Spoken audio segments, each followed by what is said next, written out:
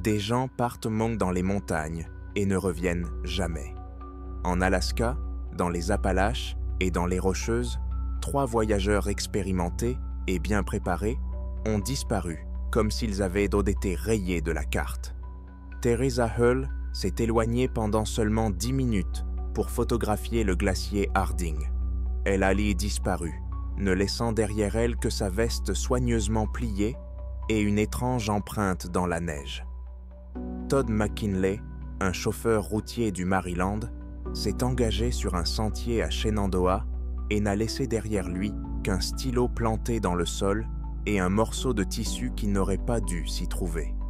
Quant au photographe David Reynolds, il a documenté ses rencontres avec des créatures géantes dans les Rocheuses, mais a lui-même disparu, ne laissant derrière lui qu'un journal intime et des centaines de photographies.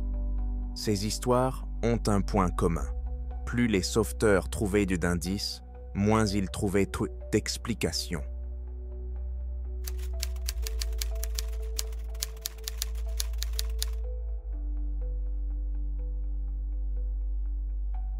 Le parc national de Kenai Fjords, en Alaska, est l'un des endroits les plus inhospitaliers des États-Unis. Ici, les glaciers d'eau couvrent des dizaines de kilomètres carrés, et le vent et le temps peuvent changer en quelques minutes. L'un des principaux symboles du parc est le glacier Harding. Cette immense plaine de glace qui s'étend à perte de vue semble immobile. Pourtant, en réalité, elle est en mouvement constant et vit sa propre vie. Craquements, grondements et chutes de glace. Tous ces sons accompagnent en permanence ceux qui décident de gravir le sentier Harding Icefield Trail. Ce sentier attire des touristes du monde entier. En juillet 1987, un groupe de 6 personnes, dont Teresa Hull, 28 ans, originaire de Boulder, dans le Colorado, s'est lancé dans cette aventure. Graphiste de profession, elle voyageait beaucoup pendant son temps libre et aimait la montagne. Ses amis et ses proches la décrivaient comme une personne énergique mais prudente. Teresa évitait les risques, n'aimait pas marcher seule la nuit et restait constamment avec le groupe. Ses proches ont remarqué une particularité chez elle. Elle était photographe amateur et s'attardait souvent pour capturer la photo parfaite.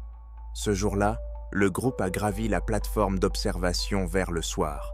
Le temps était étonnamment clément, même si un vent froid continuait de souffler sur le glacier. Les touristes ont fait une pause, admiré le panorama et pris des photos. Le champ de glace Harding, qui s'étend sur des dizaines de kilomètres, était baigné de teintes roses et orangées sous les rayons du soleil couchant.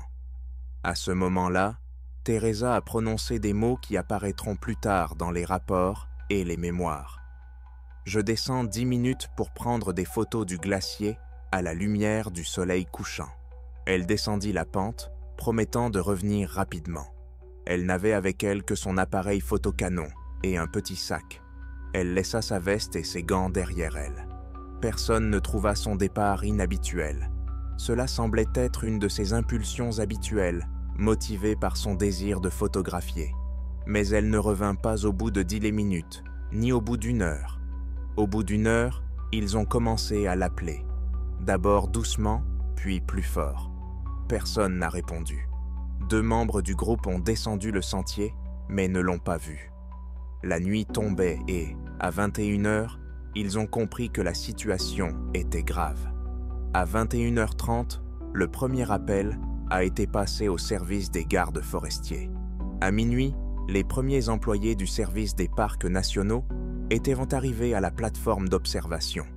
Au cours des premières heures de recherche, ils ont trouvé un indice étrange. La veste de Teresa était posée sur un rocher près du sentier. Elle était soigneusement pliée et ses gants se trouvaient dans la poche. Les vêtements étaient secs, malgré le temps qui s'était dégradé dans la soirée, avec l'arrivée de la neige et de la pluie. On aurait dit que les vêtements avaient été placés là plus tard, à un moment plus propice. Le lendemain, les chercheurs ont découvert un autre détail. Dans une zone de neige mouillée, juste en dessous de la pente, Ils ont vu une large marque en creux qui ressemblait à l'empreinte d'une hanche ou d'un côté humain.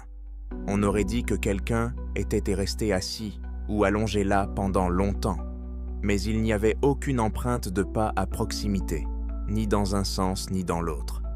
La neige était uniforme et lisse, sans aucun signe indiquant que quelqu'un l'avait dérangé à cet endroit.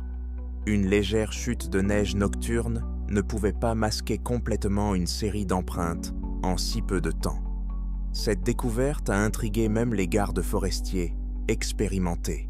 L'empreinte a été photographiée et consignée dans le rapport comme une « observation inexpliquée ».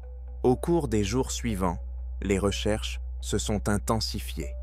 Un hélicoptère venu d'Anchorage a effectué plusieurs vols au-dessus du glacier, et les gardes forestiers et les bénévoles ont parcouru des dizaines de kilomètres le long des sentiers et des embranchements secondaires. Des chiens de recherche ont également été amenés, mais leur travail n'a donné aucun résultat. À plusieurs reprises, les chiens ont repéré l'odeur de sa veste, mais celle-ci s'est interrompue à quelques mètres de là. C'était comme si Teresa avait atteint cet endroit et avait disparu. Ses amis ont fait des déclarations identiques. Teresa était descendue pendant un court moment, sans son sac à dos, sans nourriture, sans sa veste, et personne ne l'avait vue depuis. Personne n'a entendu de cri, ni ne l'a vue tomber. Elle a simplement disparu sous les yeux du groupe. Des versions officielles ont commencé à se dessiner dès la première semaine. La première, et la plus évidente, était celle d'un accident. Peut-être Teresa avait-elle glissé et était-elle tombée dans une crevasse ou dans une pente, mais la zone où elle avait disparu n'était pas considérée comme particulièrement dangereuse. Il n'y avait pas de crevasse profonde et les pentes étaient relativement sûres. La deuxième version, une attaque d'animal, mais il n'y avait aucune trace d'ours ou de loup sur la neige ou le sol, ni aucun signe de lutte. La troisième version, un départ volontaire. Mais cette hypothèse contredisait son caractère. Elle avait peur de marcher seule. Elle n'avait rien emporté avec elle pour survivre. Après 10 jours de recherche, il est devenu évident que le corps n'avait pas été retrouvé. Pas d'appareil photo, pas de chaussures, pas d'autres effets personnels. Les seuls indices étaient une veste soigneusement pliée et cette mystérieuse empreinte dans la neige. La famille de Teresa est arrivée le 4e jour. Son père a déclaré aux journalistes « Elle avait peur de marcher la nuit. Nous ne croyons pas qu'elle soit partie de son plein gré. Il s'est passé quelque chose. » Sa mère a ajouté « Si elle était tombée, nous l'aurions trouvée près du sentier, mais elle n'était pas là.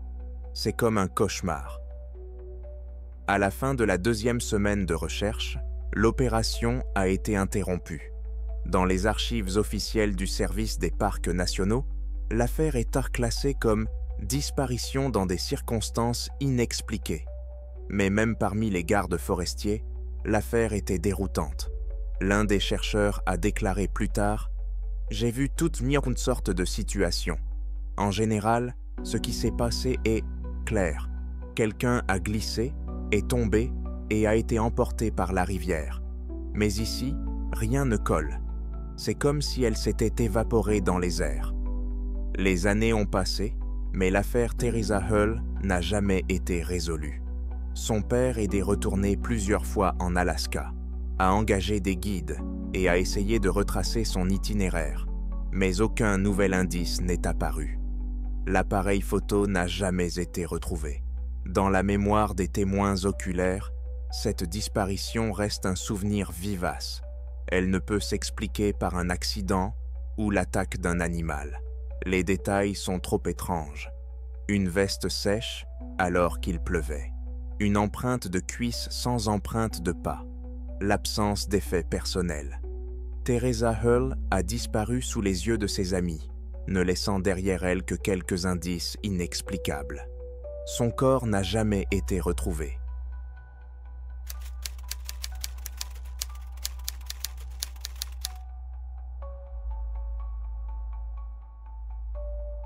Le parc national de Shenandoah n'est pas seulement une attraction touristique en Virginie, Il s'agit d'une forêt dense qui s'étend le long de la chaîne Blue Ridge des Appalaches, avec des centaines de kilomètres de sentiers, de cascades et de plateformes d'observation.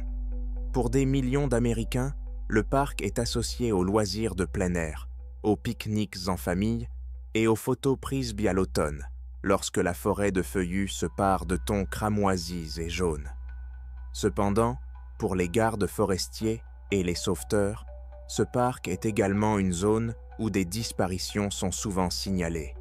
Des centaines de personnes ont disparu ici au cours des dernières décennies. Certaines ont été retrouvées vivantes, d'autres sont mortes, et d'autres encore semblent d'y s'être évaporées dans la forêt. L'un de ces cas s'est produit à l'été 1914 et figure toujours dans les archives comme une disparition inexpliquée.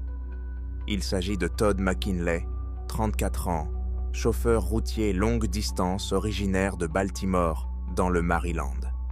Todd est issu d'une famille ouvrière.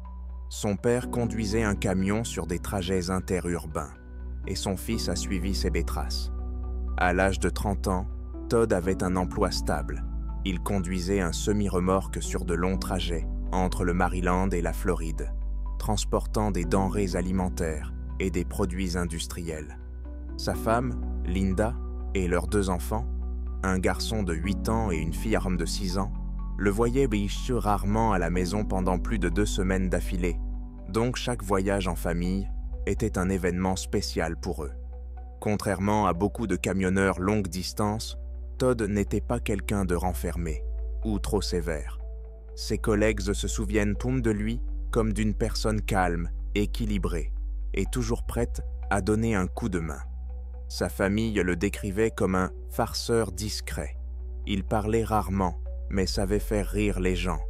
Il avait l'habitude de porter dans sa poche un stylo en métal gravé « De papa à Todd, 1975 », un cadeau de son père pour son 16e anniversaire. Le 11 juin 1994, Todd est rentré d'un voyage et a suggéré à toute la famille de partir en excursion à la campagne. Linda a choisi le parc national de Shenandoah. Il était proche de leur domicile et les enfants pourraient courir sur les sentiers et voir les cascades. Ils sont partis le dimanche 12 juin au matin, dans le minibus Dodge Caravan de la famille. Vers midi, la famille s'est arrêtée près du sentier très fréquenté qui mène aux chutes Dark Hollow. C'est l'un des endroits les plus visités du parc. Le sentier y est relativement court, mais pittoresque. Le temps était clair, la température avoisinait les 26 degrés et il y avait une légère brise. Selon Linda, tout le monde était de bonne humeur. Ils ont fait un petit pique-nique, étendant une couverture et sortant de quoi manger et boire. Vers 14h30, Todd a dit qu'il allait aux toilettes près du sentier.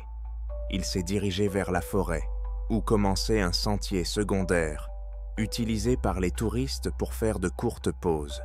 Personne n'y a prêté attention. Tout semblait normal. Environ 15 minutes se sont écoulées. Linda s'attendait à ce qu'ils reviennent bientôt. Mais le temps passait. 20 minutes, 30 minutes. À 15 heures, elle a commencé à s'inquiéter. Les enfants couraient partout et son mari n'était toujours pas revenu. Elle l'a appelé plusieurs fois, mais sans réponse. À 15h15, Linda a pris les enfants et a marché le long du sentier dans la direction où Todd était parti. Mais il n'y avait aucun signe de son mari. Elle a rencontré 2 touristes et leur a demandé s'ils avaient vu un homme, en jean et t-shirt. Ils ont répondu que non. À 16h, l'inquiétude s'était transformée en panique totale. Linda était retournée à la voiture et a appelé les gardes forestiers. À 16h45, les premiers employés du parc sont arrivés sur le site de pique-nique et ont commencé à ratisser la forêt. C'est ainsi qu'a débuté une opération de recherche qui a finalement duré plusieurs semaines et qui s'est terminée sans résultat, ne laissant que des mystères. Lorsque les premiers gardes forestiers sont arrivés sur le site de pique-nique, ils ont suivi le protocole standard. Ils ont établi l'emplacement et l'heure approximative de la disparition, ont interrogé Linda et les enfants, puis on commençait à ratisser les sentiers à proximité. Le temps se restait clair et la visibilité était des bonnes. La section du sentier où Todd avait disparu n'était pas particulièrement difficile.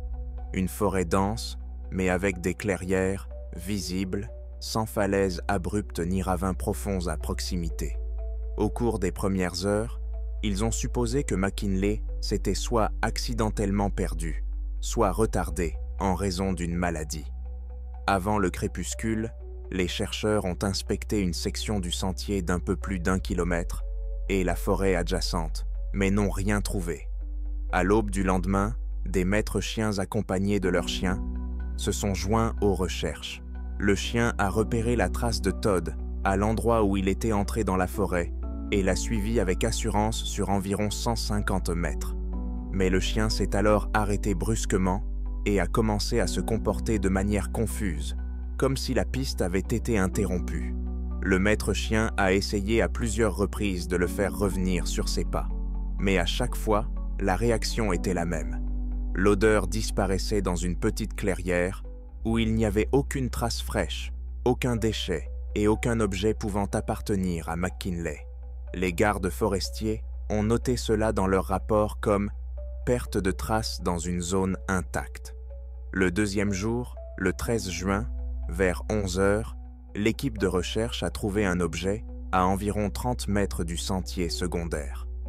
Un stylo en métal était planté dans le sol entre les racines d'un vieux sapin. Il était debout, profondément enfoncé dans le sol meuble, comme si quelqu'un l'avait délibérément planté là. La gravure disait « De papa à Todd, 1975 ».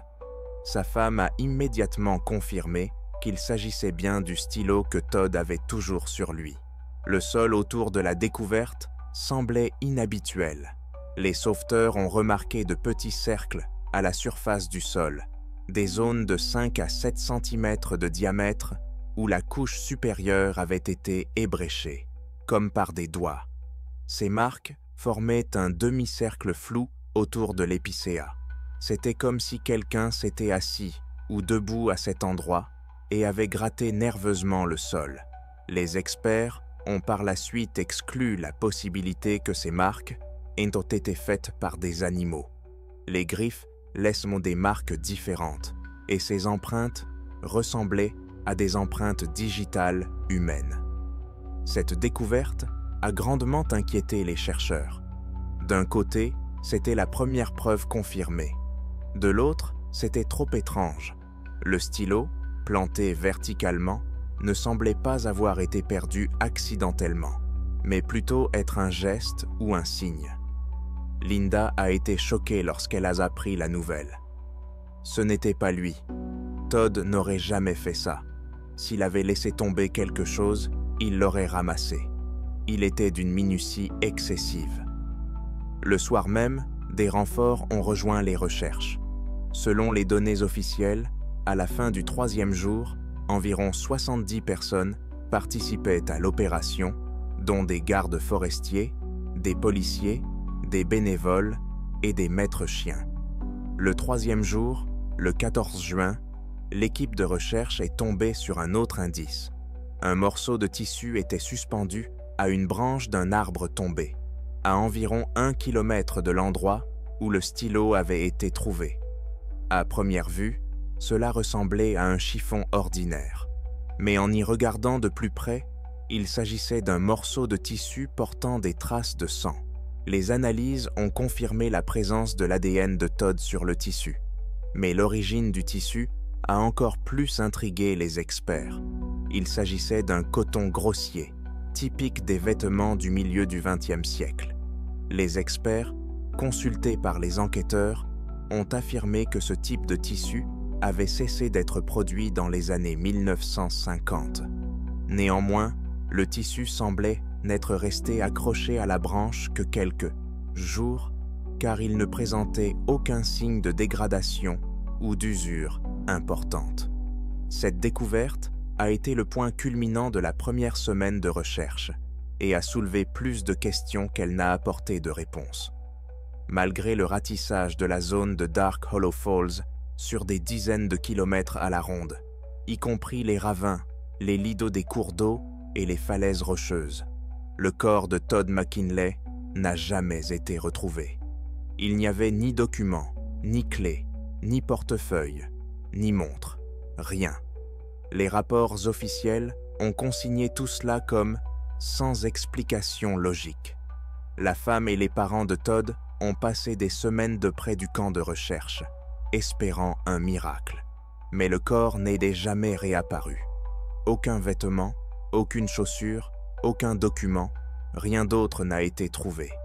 Cette absence totale d'indices logiques a déconcerté même les gardes forestiers les plus expérimentés. Ils avaient l'habitude de voir des schémas typiques d'hommes de disparition. Des randonneurs perdus laissaient des traces, tombaient comme des falaises et finissaient dans les lits d'eau des rivières. Mais ici, il n'y avait rien. Les chiens ont perdu la trace, comme si l'odeur s'était évaporée dans les airs. Le tissu d'une autre époque semblait étranger et impossible. Le FBI, qui s'est joint à l'enquête 3 semaines après le début des recherches, n'a trouvé aucune preuve d'acte criminel. Son rapport, conservé dans les archives, indiquait qu'il n'y avait aucune explication logique aux circonstances de la disparition.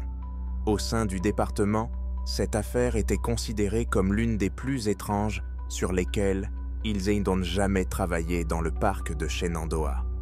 La famille de Todd a tenté de découvrir de nouveaux détails jusqu'à la fin des années 1990.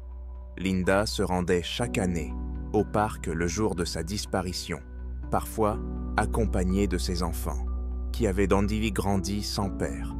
Elle écrivait aux journaux, appelait les émissions de télévision et tentait d'attirer l'attention sur cette affaire. Mais la version officielle restait inchangée. L'homme avait disparu dans des circonstances inexpliquées et son corps n'avait jamais été retrouvé.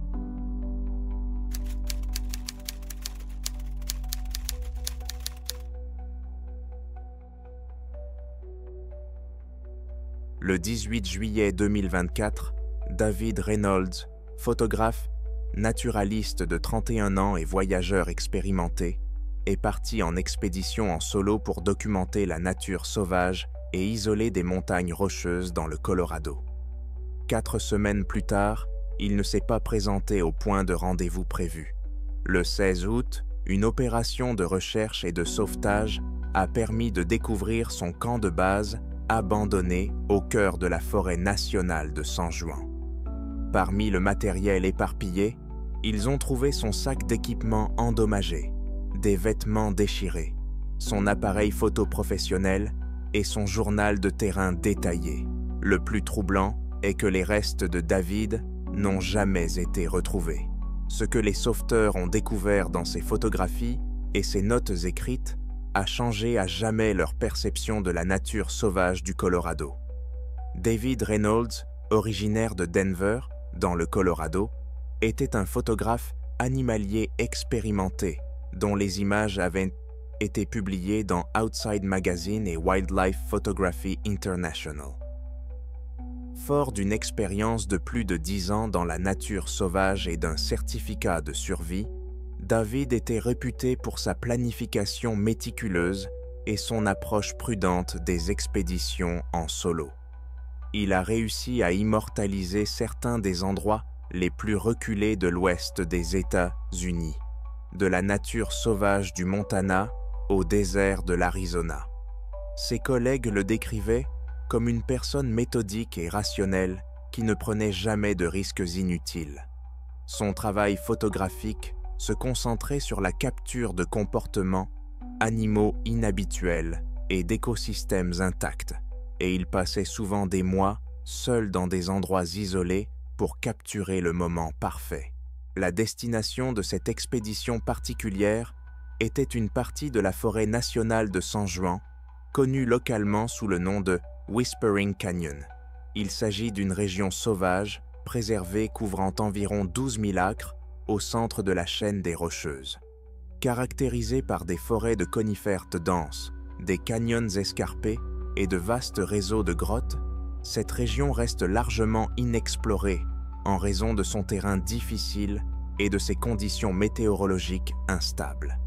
Historiquement, la région a été associée à des phénomènes mystérieux et à des observations de créatures étranges, notamment de nombreux rapports faisant état de rencontres avec le Sasquatch depuis les années 1980. Les communautés autochtones locales considèrent certaines zones du canyon comme des terres sacrées et évitent traditionnellement certains endroits, les qualifiant de domaines des gardiens de la montagne. Le 16 août 2024, les responsables forestiers ont été informés que David n'était pas arrivé au lieu de rendez-vous prévu près du lac Crystal. Les autorités ont immédiatement lancé une vaste opération de recherche, en se concentrant sur l'itinéraire que David avait détaillé dans son permis de randonnée. Plus de 50 personnes ont participé à l'opération, notamment des gardes forestiers, des adjoints du shérif du comté et des organisations de secours bénévoles. Des avions équipés de systèmes de détection infrarouge ont balayé la canopée de la forêt. Dans le même temps, des équipes au sol ont suivi toutes les pistes et tous les cours d'eau connus de la région. Après 8 jours de recherches intensives, l'opération a été temporairement suspendue en raison de l'approche d'un front météorologique dangereux. La combinaison de fortes pluies, d'un épais brouillard et d'un terrain dangereux rendait la poursuite des recherches périlleuse pour les sauveteurs. Malgré l'expérience avérée de David en matière de survie et le fait qu'il disposait d'un équipement d'urgence complet, les autorités s'inquiétaient donc de plus en plus pour son bien-être. La notoriété du Whispering Canyon, que même les randonneurs expérimentés trouvent déroutant, combinée aux conditions difficiles du terrain, créait les conditions idéales pour une catastrophe. La découverte a eu lieu le 24 août, lorsqu'un chien de recherche a conduit les enquêteurs vers un campement abandonné à la hâte, à environ 15 km du dernier endroit où David avait été vu. La scène était troublante. Son abri avait été partiellement détruit et déplacé de plusieurs mètres par rapport à sa position d'origine. Son équipement de randonnée était éparpillé sur une grande surface et les profondes éraflures sur les arbres environnants indiquaient la présence d'une force extraordinaire. Mais le plus significatif était ce qu'ils ont trouvé dans son sac d'équipement endommagé. Un appareil photo de haute qualité contenant plus de 250 photographies et un carnet relié en toile documentant toutes ses expéditions. David avait l'intention de passer 4 semaines à enregistrer la diversité de l'écosystème du Whispering Canyon, en accordant une attention particulière aux rumeurs concernant des espèces de primates inconnus vivant dans la région. Son itinéraire devait le conduire à travers certaines des parties les plus isolées de la forêt, en suivant des sentiers d'animaux préhistoriques et des vallées fluviales rarement fréquentées par les humains. D'après son carnet, David avait été attiré dans cette région par les récits de guides locaux et de touristes qui affirmaient avoir rencontré quelque chose d'inexplicable dans les parties reculées du canyon. Les premières notes du carnet de David révélaient dans son style méthodique caractéristique et son enthousiasme sincère pour l'expédition. 18 juillet, des conditions parfaites pour commencer ce voyage. Le point d'entrée était complètement désert. Je n'ai vu personne depuis que j'ai quitté le départ du sentier, il y a 4 heures. La forêt ici est remarquablement ancienne, certains de ses pins ayant clairement plus de 400 ans. J'ai déjà pris de superbes photos d'une famille de castors, qui ne semble pas du tout effrayée par la présence humaine. Cet endroit semble épargné par la société moderne. 20 juillet. 3 jours se sont écoulés, et je me suis déjà enfoncé plus profondément dans la nature sauvage que la plupart des gens ne le feront jamais. J'ai trouvé ce qui semble être un ancien sentier tribal, marqué par des pierres empilées. Il ne figure certainement pas sur les cartes modernes. Il y a ici un silence absolu, rompu seulement par le bruissement du vent dans les branches et les cris lointains des animaux sauvages. La faune est très présente ici. J'ai remarqué des traces fraîches d'élan, d'innombrables traces de cerf et ce qui pourrait être des excréments d'ours. Bien que l'appareil photo soit énorme, il fonctionne bien par temps frais. 22 juillet, j'ai installé mon campement près d'un ruisseau de montagne limpide qui ne figure pas sur mes cartes. Bingat. Ce canyon existe dans sa propre biosphère. Les arbres d'ici sont colossaux, les sous-bois incroyablement denses et la lumière du soleil qui filtre à travers la canopée a des propriétés presque surnaturelles. J'ai documenté ce que je soupçonne être des images d'une espèce non classifiée de lézards vivants sous les rochers du ruisseau. Cette expédition dépasse déjà mes attentes scientifiques. 24 juillet. Quelque chose de remarquable s'est produit aujourd'hui. Alors que je photographiais un nid d'aigle royal à environ 19 mètres de hauteur dans un vieux pin, j'ai remarqué que la forêt était devenue complètement silencieuse. Plus aucun chant d'oiseaux, plus aucun bourdonnement d'insectes, plus rien. Cela a duré environ 15 minutes, puis tout est progressivement revenu à la normale. D'après mon expérience, cela signale généralement la présence d'un grand prédateur. Ce matin, j'ai trouvé des empreintes géantes près de mon campement. Elles ne proviennent certainement pas d'un ours, d'un élan ou de toute autre espèce que je connaisse. Les empreintes mesurent environ 50 cm de long, avec 5 orteils distincts visibles. Je ferai des moulages demain, si j'en trouve d'autres. Ces observations scientifiques de tranquille ont radicalement changé le 26 juillet, lorsque le ton des entrées du journal de David est passé d'une excitation curieuse à une inquiétude croissante. 26 juillet, la nuit dernière a été perturbante. Vers 3 heures du matin, j'ai été réveillé par un bruit semblable à des coups sur du bois. Ce n'était pas le craquement aléatoire de branches, mais une séquence rythmique et délibérée. J'ai entendu une série de coups, puis une pause, puis quelques autres. Les sons provenaient d'hommes de différentes directions, comme si des sources distinctes communiquaient entre elles. Lorsque je suis sorti de la tente avec ma lampe frontale, tout s'est instantanément tu. Ce matin, j'ai trouvé plusieurs autres empreintes énormes, beaucoup plus près du campement qu'auparavant. Elles semblent fraîches, peut-être laissées pendant la nuit. 28 juillet, je commence à avoir l'impression d'être observé. C'est un sentiment constant, difficile à ignorer, même en plein jour. Hier, alors que je photographiais ce que je pensais être un élan dans une clairière lointaine, j'ai réalisé que la silhouette était trop grande et se déplaçait avec une démarche verticale inhabituelle. Le temps que je règle mon zoom pour obtenir une image plus nette, elle avait disparu dans la forêt. Seule une silhouette sombre est visible sur la photo. Pourtant, sa taille ne correspond à aucun animal connu dans cette région. Mon esprit logique veut expliquer cela comme un produit de mon imagination, voyant des silhouettes qui ne sont pas vraiment là, mais mon intuition me dit le contraire. 30 juillet, quelque chose de remarquable a été enregistré. Cependant, je suis encore en train d'analyser ce que j'ai vu aujourd'hui. En suivant des traces d'animaux au fond du canyon, j'ai entendu quelque chose qui ressemblait à des voix. Pas tout à fait humaines, pas tout à fait animales. Les sons étaient rauds et complexes, presque conversationnels, comme s'ils provenaient d'un bosquet dense. À environ 150 mètres devant moi, j'ai réussi à capturer une silhouette imposante, partiellement cachée derrière des arbres anciens.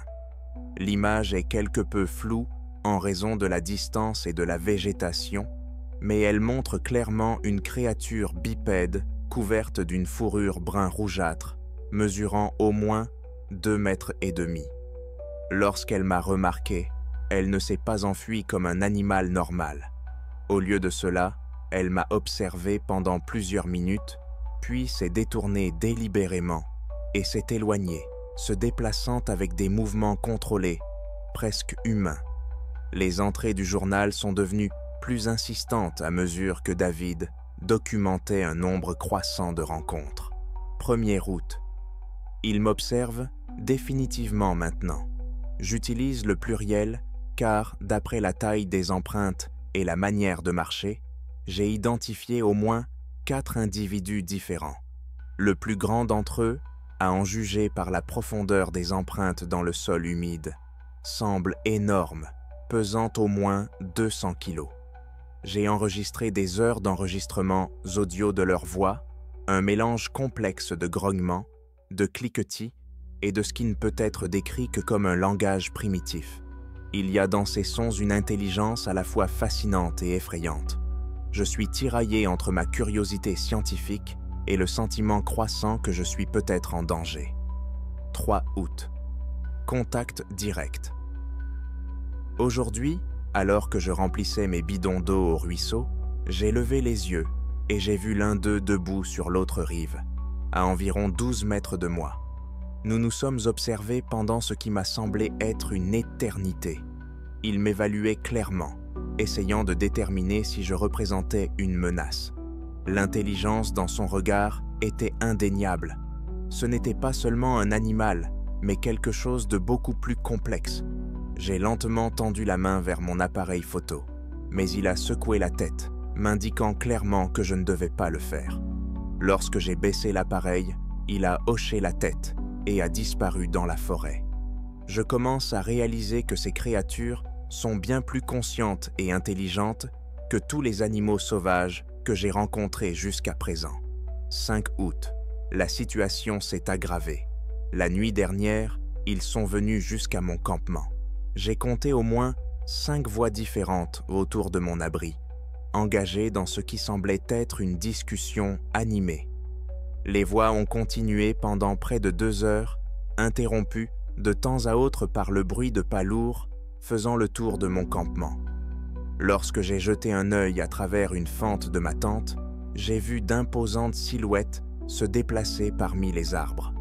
À la lumière des étoiles, elles discutaient de quelque chose, peut-être de ce qu'elles allaient vite faire de ma présence. Je ne m'étais jamais senti aussi vulnérable et seul. Les dernières entrées du journal de David révèlent un homme tiraillé entre sa curiosité scientifique et une peur grandissante. 7 août. Je dois partir, mais je ne peux pas. Ce que je documente ici pourrait changer notre compréhension de la faune nord-américaine. Ces créatures sont soit une espèce inconnue de primates, soit quelque chose d'encore plus inhabituel. J'ai réussi à photographier les changements qu'elles ont apportés à leur environnement. Des abris complexes construits à partir de branches entrelacées, des zones de stockage de nourriture et ce qui semble être des outils simples. Les implications sont frappantes. Cependant, leur comportement à mon égard devient de plus en plus hostile. Ils ont commencé à jeter des pierres sur mon campement et à adopter un comportement menaçant. Ils se frappaient la poitrine, cassent des branches et crient fort. Ils veulent que je quitte leur territoire. 9 août. Situation critique. Pendant la nuit, ils ont volé une partie de mon équipement, mes réserves de nourriture et l'un de mes appareils de purification d'eau. Il s'agit d'une manipulation psychologique visant à me forcer à partir sans confrontation directe. Je conserve désormais des réserves restantes et je devrais commencer à marcher vers le lieu de rendez-vous dans les prochains jours. Mais j'ai fait une découverte incroyable, des peintures rupestres au fond d'un réseau de grottes à environ 5 km de mon campement. Les dessins représentent clairement des figures humaines aux côtés d'animaux qui correspondent à la faune moderne du Colorado. Certains dessins semblent anciens, tandis que d'autres semblent relativement récents. Cela suggère que ces créatures ont peut-être habité ce canyon pendant des centaines ou des milliers d'années. La dernière entrée du carnet était clairement écrite différemment des précédentes. L'écriture était irrégulière, comme si elle avait été écrite à la hâte ou d'une main tremblante, soit par peur, soit par épuisement physique. Ce qui arrivait à David l'affectait clairement. 10 août. Dernière entrée. J'ai pris une dernière photo et j'ai commencé ma randonnée demain matin. Le plus grand mâle, que j'appelle le chef, m'a suivi toute la journée. Il est énorme, mesure facilement 2,50 m et était bâti comme un joueur de football américain. Son visage a quelque chose d'humain, mais ses arcades sourcilières prononcées et la crête sur son crâne indiquent une force incroyable au niveau de la mâchoire.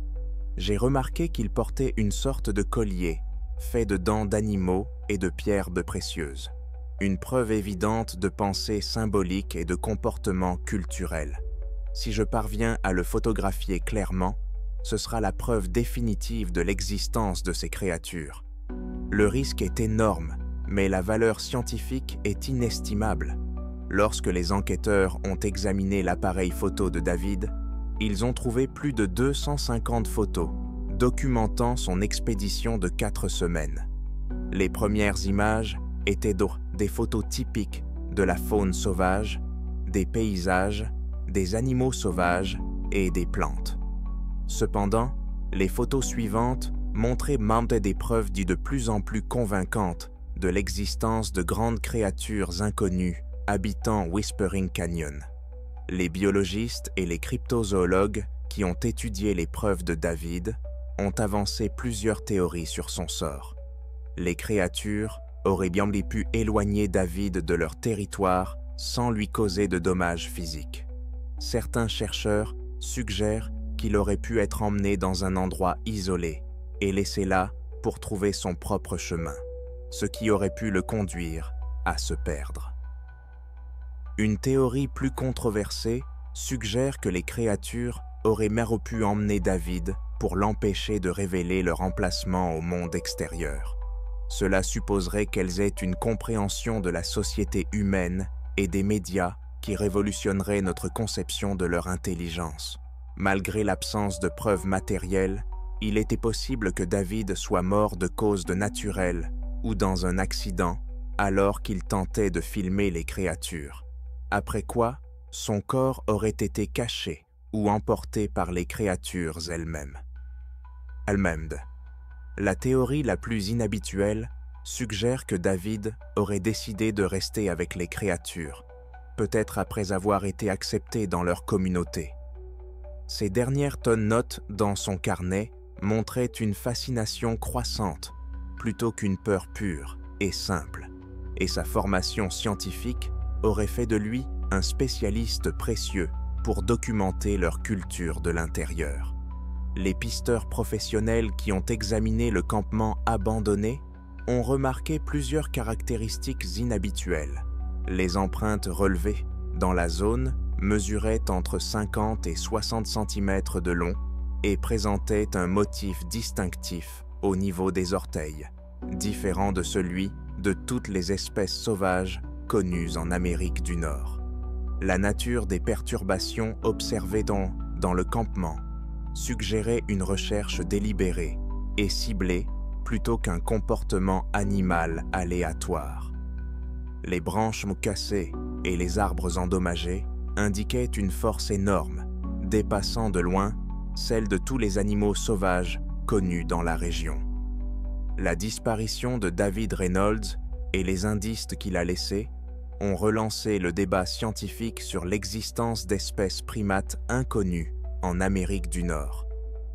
Whispering Canyon a depuis été déclarée zone de recherche protégée, dont l'accès est strictement réservé au personnel scientifique autorisé.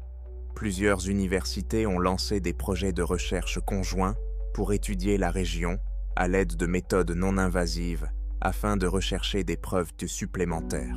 La qualité et la cohérence des preuves photographiques de David, combinées à sa réputation de photographe expérimenté et honnête, ont convaincu de nombreux experts que ces documents représentent de véritables rencontres avec des créatures inconnues.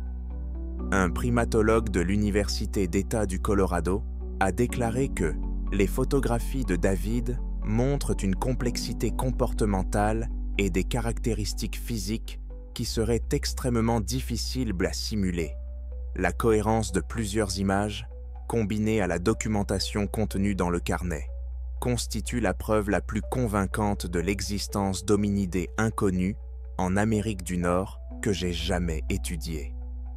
Malgré des recherches intensives, David Reynolds n'a toujours pas été retrouvé. Whispering Canyon continue d'attirer des chercheurs, des aventuriers et ceux qui espèrent percer le mystère de sa disparition. Son appareil photo et son carnet restent les preuves les plus significatives de la recherche cryptozoologique moderne, offrant un aperçu intrigant d'un monde qui pourrait exister au-delà de la compréhension humaine. Dans sa dernière note, David a écrit « Si quelque chose m'arrive, sachez que je suis mort en poursuivant la plus grande découverte de notre époque. Ces créatures sont réelles, elles sont intelligentes et elles partagent ce continent avec nous, depuis bien plus longtemps que nous ne l'aurions imaginé.